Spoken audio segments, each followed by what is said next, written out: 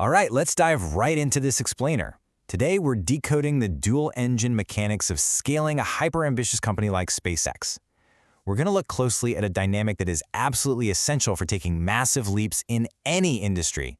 I'm talking about the partnership between a visionary founder and a relentless execution-focused operator. So, to really understand how SpaceX completely flipped traditional aerospace on its head, we kind of have to start by asking the most audacious question of the early 2000s. How do you build a rocket company from scratch? Back then, the prospects for private orbital launch systems were, well, incredibly grim. Major constellation projects had gone totally bankrupt, and the industry was practically at a standstill. So how do you look at that barren landscape and decide, yeah, I'm going to build a completely private rocket company? Well, Elon Musk's early humor actually hit the nail right on the head. In a 2003 interview, when someone asked him about the absolute litany of private aerospace failures that came before him, he literally said, "We are committed to failing in a new way," complete with a smiley face. But behind that joke was a deeply serious, calculating mindset.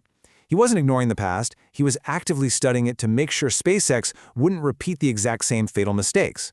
Which brings us to Section 1, the visionaries' audacious bets and how they rewrote traditional aerospace rules. You see, Musk's initial spark for the company started with a deliberate breakdown of why previous private space startups just crashed and burned. He realized that to pull this off, he needed a very specific formula. Past attempts failed because they hired these massive, bloated teams without enough concentrated talent. Or they just ran out of cash when the inevitable, unexpected setbacks hit.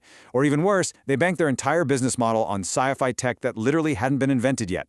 Musk knew he needed a small, insanely talented team using existing software and standard materials, not waiting around for expensive miracles. It was all about doing the hardcore engineering that legacy managers had basically become too disconnected to do. Moving on to Section 2, engineering a cheaper rocket, using first principles and hardware. Okay, so to design hardware for high reliability and low cost right from a clean sheet, they didn't try to reinvent physics, right? They were trying to reinvent aerospace economics. When you consider the scale of the Falcon family, you can really see how they fundamentally challenged standard logic. They stripped away all the unnecessary legacy complexity. Their initial goal was staggering, placing 1,400 pounds into low Earth orbit for a mere $6 million. To put that into perspective for you, if traditional majors bid on that exact same launch, it would have cost somewhere between $15 and $20 million. Just a massive difference. And the beating heart of that vehicle? By using a surprisingly simple pintle injector, which was actually derived from the Apollo lunar module, and using standard rocket-grade kerosene, this Merlin engine was engineered to be radically cost-effective. They literally minimized the number of parts, used a single-shaft turbopump, and built the first-stage tanks to be structurally stable under ground loads while optimizing for mass. And the kicker? The whole shebang was built with the eventual goal of recovery and reuse. That takes us to Section 3, surviving catastrophic rocket failure, or when the spark almost went out. Because look, a spark of vision and some clever engineering simply wasn't enough to prevent near-total disaster for the young company. Aerospace is just notoriously unforgiving. The team faced this very real existential dread as their first 3 launches exploded in spectacular, highly public fashion between 2006 and 2008. They were burning through limited funding, and Musk had publicly stated the company wouldn't survive a 4th failure. This wasn't just a technical glitch, it was a massive organizational crisis that heavily tested both the patience of their institutional partners and the sheer morale of their employees. Enter Section 4, the ultimate operator, and Gwynne Shotwell's ascent. Now, what's really fascinating is that the structural counterweight, who literally saved the company, wasn't the founder. It was Gwynne Shotwell. She joined back in 2002 as the 7th employee and VP of Business Development and eventually became president and COO. While Musk was the visionary setting these audacious technical goals, Shotwell was the operator actually keeping the machine from flying apart. She perfectly managed the chaos using a 60-40 leadership split. But notice the weighting here. She leveraged her 40% relationship building strictly in service of that 60% aggressive execution. She wasn't building relationships just by being charming, She built them by being incredibly operationally reliable. Her main job was translating the visionary's wild ambition into actual signed contracts, scheduled launches, and delivered hardware. She didn't just manage a sales team either. She personally owned the relationships with huge clients like NASA and the Department of Defense. And she could pull that off because she had absolute, deep technical credibility. She holds degrees in applied mathematics and mechanical engineering. She somehow kept NASA and the military fully engaged through 3 back-to-back rocket explosions. And why? Precisely because her technical background allowed her to communicate the honest, unpadded reality instead of just spinning some PR nonsense. When the bad news happened, she was right there in the room. All right, Section 5, the Visionary Operator Partnership. Let's look at the Shotwell execution model.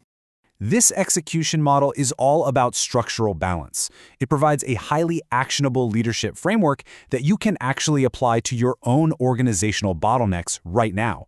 Consider the deliberate asymmetry of their partnership. The visionary, Musk, operates at the level of what is technically possible, generating breakthroughs and long-term direction.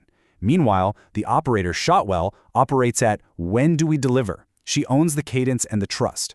Vision without an operator just dissipates into total chaos.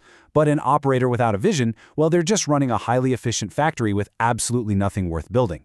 They don't compete at all. They perfectly complement one another. And because of this balance, Shotwell holds the genuine authority to make operational calls without needing founder arbitration. Like she says, I don't work for Elon, I work with Elon. It's a dynamic of co-development rather than your standard corporate hierarchy. She isn't just taking orders and implementing someone else's preferences. She is executing the mission with full, unwavering operational accountability. Okay, so let's dig into the 3 specific frameworks that really defined her success. As we go through these, think about how they could transform the way you manage product releases, enterprise sales, or even team building in your day-to-day work. Now, if you're in sales, you're going to want to pay close attention to this contrast. The standard enterprise instinct is basically to win the deal at all costs and figure out the timeline later, right? Well, Shotwell did the exact opposite. She actually secured a massive $278 million NASA contract, which, by the way, literally saved the company, because she recognized that long-term institutional trust is worth infinitely more than a short-term overpromised deal. She explicitly told customers what SpaceX could not do, and ironically, that made them trust her completely when she told them what they could do. And when it comes to building your own teams, you have to understand that extreme demands, like the ones they have at SpaceX, only work if you have profound mission clarity. You need to retain people who genuinely care about the actual outcome, people who quite literally need to see that rocket launch. If you try to push a team that hard purely based on compensation, I guarantee they will burn out and quit the second a metaphorical rocket explodes. Mission alignment creates this organizational armor that money just can't buy. So how do you actually use all this? Well, whether you're a product leader trying to fix a release cadence by optimizing for reliable launches over pre-release perfection, or a COO navigating complex engineering handoffs, the rule is the same. You must own the delivery system end-to-end. Process alone isn't going to save you. You need high domain authority.